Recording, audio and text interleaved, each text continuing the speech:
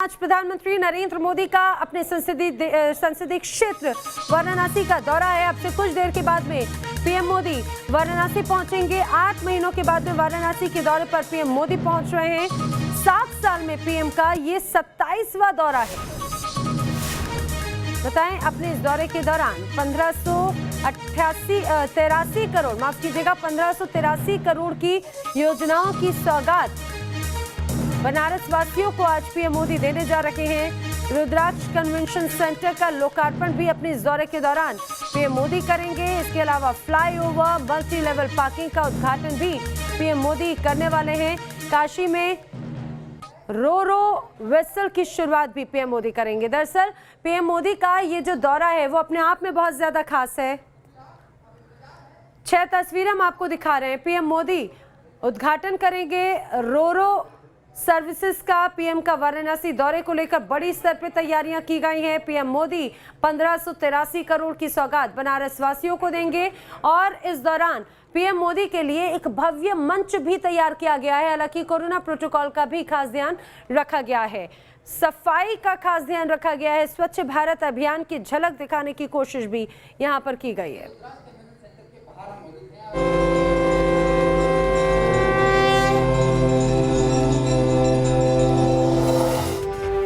काशी से मोदी के mission UP का आगाज। भगवान भोलेनाथ की नगरी से 2022 के महादंगल का शुभारंभ। पीएम नरेंद्र मोदी आज अपनी कर्मभूमि काशी में होंगे। 8 महीने के बाद पीएम मोदी अपने संसदीय क्षेत्र आ रहे हैं, जहां वो काशी को कई सौगात देंगे। प्रधानमंत्री मोदी 1550 करोड़ रुपए की परियोजनाओं का लोकार्पण करेंगे और अपने ड्रीम प्रोजेक्ट काशी विश्वनाथ धाम के काम की प्रगति देखेंगे। काशी में पीएम के कार्यक्रम में सुरक्षा वजहों से कुछ फेरबदल किए गए हैं, जो इस प्रकार से होंगे। सुबह 10:30 बजे पीएम मोदी बाबतपुर एयरपोर्ट से सीधा बीएचयू के हेलीपैड पर उतरेंगे। बीएचयू के एमसीएच विंग में फ्रंट लाइन वर्कर से संवाद करेंगे। वक्त 11 बजे संवाद के बाद पीएम मोदी पहुंचेंगे बीएचयू परिसर के ही आईआईटी ग्राउंड, जहां से पीएम मोदी 280 परियोजनाओं का लोकार्पण और शिलान्यास करेंगे, जिसके बाद वो करीब 6000 लोगों को संबोधित करेंगे।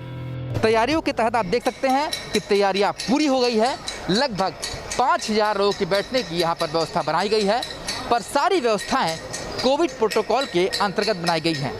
जो कुर्सियां आप देख रहे हैं, उन कुर्सियों के बीच में 2 गज की दूरी है, मास्क जरूरी है, टेम्परेचर यहाँ पर लगातार जो यहाँ पर लोग रहेंगे वो करते रहेंगे, यानी कि कोविड प्रोटोकॉल का किसी तरीके से उल्लंघन न हो, इसके लिए ध्यान रखा जाएगा।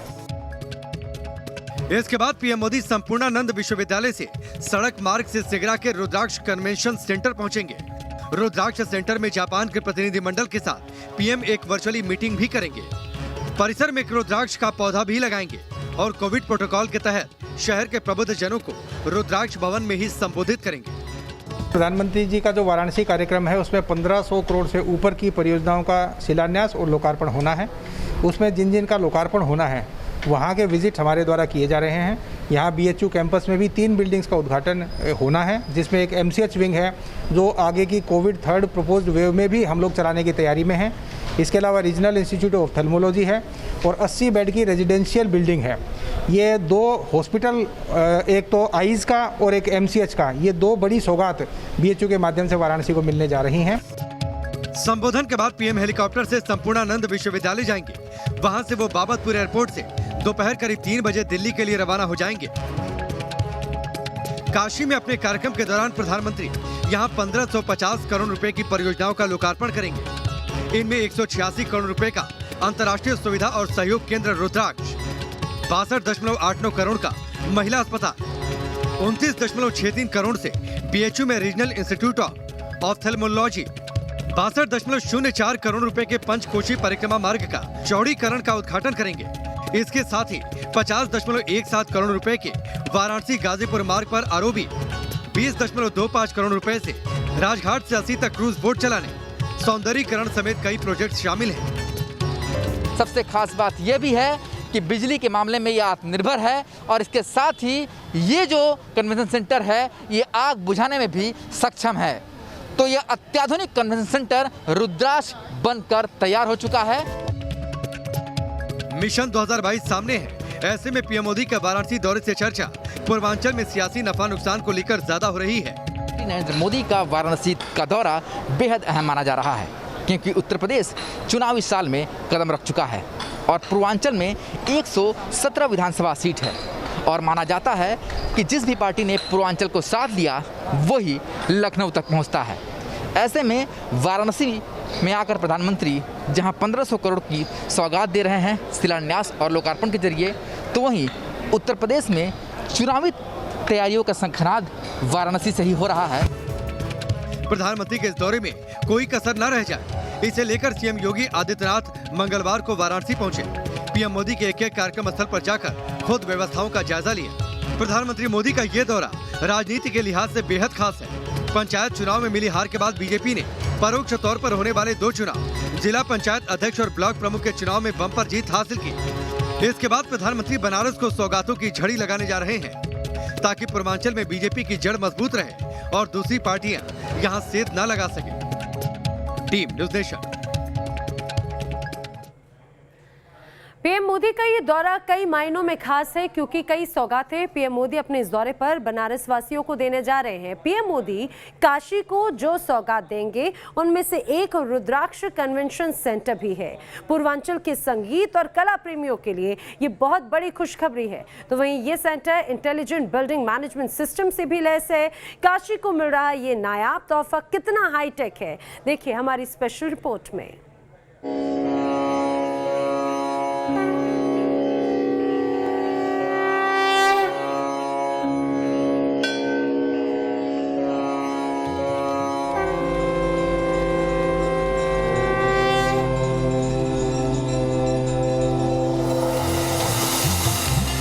ये है काशी का रुद्राक्ष, भारत जापान की दोस्ती की मिसाल।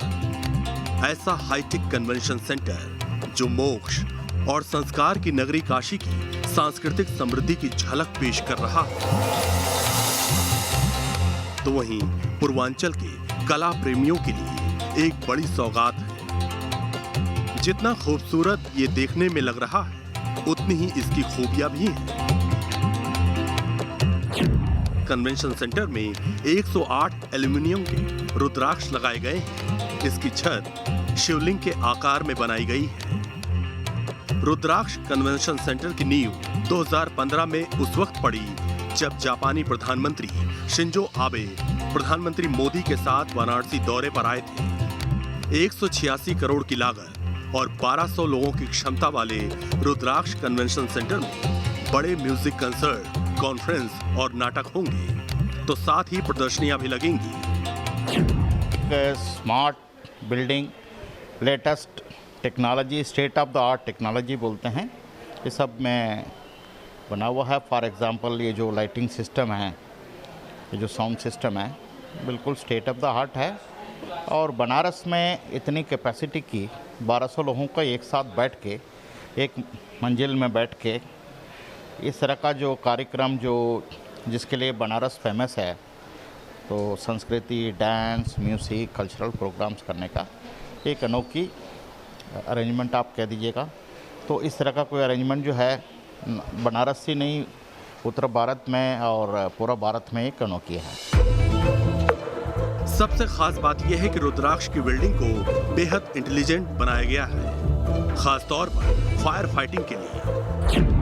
ये है इंटेलिजेंट बिल्डिंग सिस्टम मैनेजमेंट का एक अनोखा नमूना जो आप इस हॉल में देख सकते हैं। ये पूरी तरीके से जापानी तकनीक से बना हुआ है और 1250 लोग इस हॉल में बैठ सकते हैं। और सबसे बड़ी बात इस हॉल की कि इस पूरे बिल्डिंग में अगर कहीं भी आग लगती है तो फायर ब्रिगेड का इंतज़ार नहीं करना पड़ेगा, क्योंकि इसीलिए ये बिल्डिंग इंटेलिजेंट बिल्डिंग में शुमार है। खुद ब खुद ये बिल्डिंग आग बुझाने में सक्षम है। अब ये कैसे सक्षम है, ये तस्वीरों के माध्यम से हम आपको दिखाते हैं। आप देख सकते हैं हॉल के किनारे ये जो 4 लेयर आप देख सकते हैं, ये दरअसल वाटर कैनन के रूप में एक प्रयोग किए जाते हैं और इसको वाटर कर्टन कहते हैं। जैसे ही कहीं आग लगती है तो तुरंत उस इलाके को ये वाटर कर्टन घेर लेता है और तुरंत ही वहाँ पर वाटर स्प्रे शुरू हो जाती है और साथ ही उस इलाके में जो वेंटिलेशन रहता है उसे रोक दिया जाता है, यानी कि जो हवा है वो दूसरी जगह न फैले इसकी कोशिश की जाती है। साथ ही कंट्रोल रूम 4 जगहों पर इसकी सूचना भेजता है। सबसे पहले वो जो इंटेलिजेंट बिल्डिंग में जो इक्विपमेंट्स लगे हैं, सेंसर लगे हैं, उसे ऑन कर देता है। उसके बाद वाटर स्प्रे शुरू होती है, वाटर जो कर्टन है वो सामने आ जाते हैं और साथ ही इसकी सूचना फायर ब्रिगेड को भी चली जाती है। इस हाईटेक कन्वेंशन सेंटर में 150 लोगों की क्षमता वाला 2 कॉन्फ्रेंस हॉल और गैलरी भी है, जो दुनिया के आधुनिकतम उपकरणों से लैस है। तो वहीं वॉशरूम भी बेहद स्मार्ट है। इस कन्वेंशन सेंटर की अगर बाथरूम की बात की जाए तो उसे भी पूरी तरीके से इंटेलिजेंट बनाया गया है। तस्वीरों में आप देख सकते हैं यहाँ पर किसी तरीके का कोई नॉब नहीं है, बल्कि जैसे ही आप हाथ नल के नीचे रखेंगे पानी शुरू हो जाएगा। यानी कि पूरी तरीके से इंटेलिजेंट बिल्डिंग के तहत ये जो कन्वेंशन सेंटर का हर एक एरिया उसी तरीके से डेवलप किया गया है। स्वच्छता का खास ध्यान रखा गया है। तो बड़े स्तर पर तैयारी की गई है पीएम मोदी के इस दौरे को लेकर, और जैसा हमने आपको बताया 1583 करोड़ की सौगात अपने इस दौरे पर पीएम मोदी यहाँ पर बनारस वासियों को देने वाले हैं। और आइए हम आपको कुछ तस्वीरें दिखा रहे हैं वाराणसी दौरे को लेकर किस तरह से तैयारियां की गई हैं। देखिए ज़रा, दरअसल वाराणसी के जो अलग अलग चौक चौराहे हैं जहां से पीएम मोदी गुजरेंगे उन्हें भी विशेष रूप से सजाया गया है।